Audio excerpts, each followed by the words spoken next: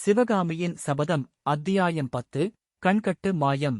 அத்தியாயம் 10 கண்கட்டு மாயம். பரஞ்சோதி தரையில் படுத்தவுடனே கண்ணயர்ந்தான். ஆயினும் அவன் நல்ல தூக்கம் தூங்கினான் என்று சொல்வதற்கில்லை.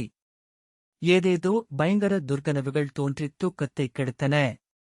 ஒரு சமயம் 5-6 புத்த பிக்ஷுக்கள் வந்து அவனைச் சூழ்ந்து நின்றார்கள். அவர்களில் ஒருவர் தம் கையிலிருந்து தீபத்தை தூக்கிப் பரஞ்சோதியின் முகத்தில் வெளிச்சம் விழும்படி பிடித்தார். ஆமாம், நாகநந்தி சொல்வது சரிதான், இவன் முகத்தில் அபூர்வமான களை இருக்கிறது.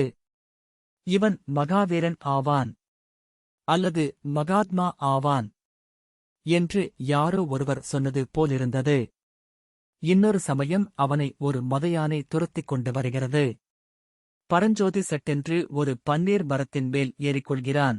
புஷ்பக் கொத்துடன் கூடிய ஒரு பன்னீர் கிளையை ஒடித்து யானையின் மேல் போடுகிறான்.